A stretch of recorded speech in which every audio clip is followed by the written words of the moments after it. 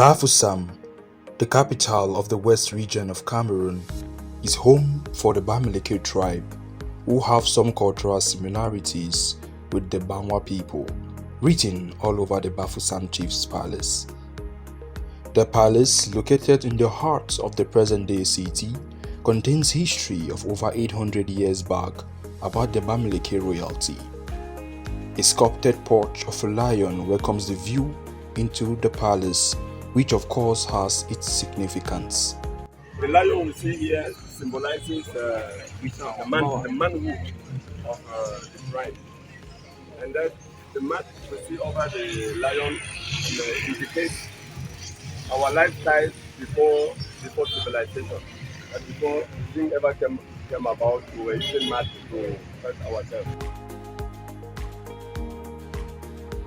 Similar to the Mfo, Nkweta, the Asie, and the Mafwa of the Banwa culture, the Bafoussam Palace carries on its rooftop symbols of its 7 administrative cabinets, with the largest representing the king, followed by the Tamba, who is in charge of communication. Then after is the royal security, referred to as the Mfonkunkulong, followed by 2 princes, the Nkwipu and the Fwop. The Nkwipu serves as the Nkweta for the Mbanwa people, who stands next to the king.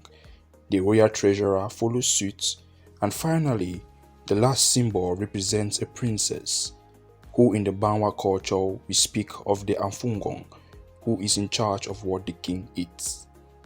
Present right at the center of the palace is the statue of the dynasty's founder, referred to as Fotagra, who presents as a symbol of protection, as a short tale about him recounts. The 93rd king of Bafoussam. Well, he reigned for 102 years. Then he fought against the Germans in Cameroon. Then the Germans took him out of Bafoussam. They kidnapped him from his palace for 1 year.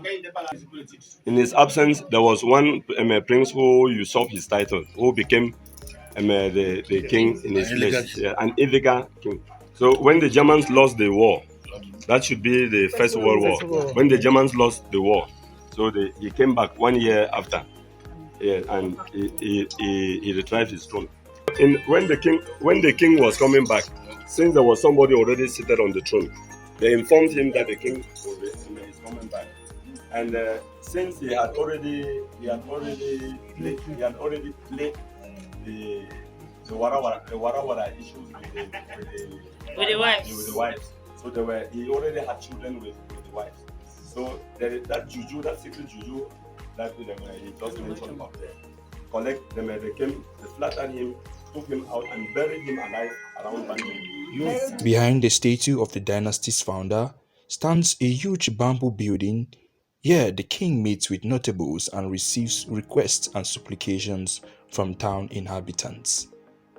Still symbolic is a family tree of all rulers and a calendar of activities, not forgetting the secret forest where the traditional prime minister lives, as some traditional facts about the place goes as follows. Behind us we have the family. In their own culture, it is unlike our own culture, where each time the king has to go and activate the king here goes into the farm twice. Once alive, and the second time when he dies. And they say when he goes there for the first time during the initiation ceremony, while he is inside, he is not yet the king, because inside there he can still disappear. Anything can happen, and if he disappears there, the Nkweta can come out and then visit the other, because inside the Lefem you have so many occultic organizations. You have the clan, the Atun first, as we call it in our own dialect. There you still have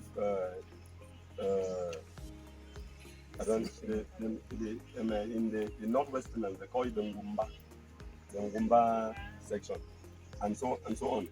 A people without the knowledge of their past, history, origin and culture is like a tree without roots. Thus, the Bamileke culture, like some traditional beliefs, have stood the test of colonization as they stand very functional, thus shaping the society, as the uniqueness of a society lies in the diversity of its people. Chris Coffee for Casa Media.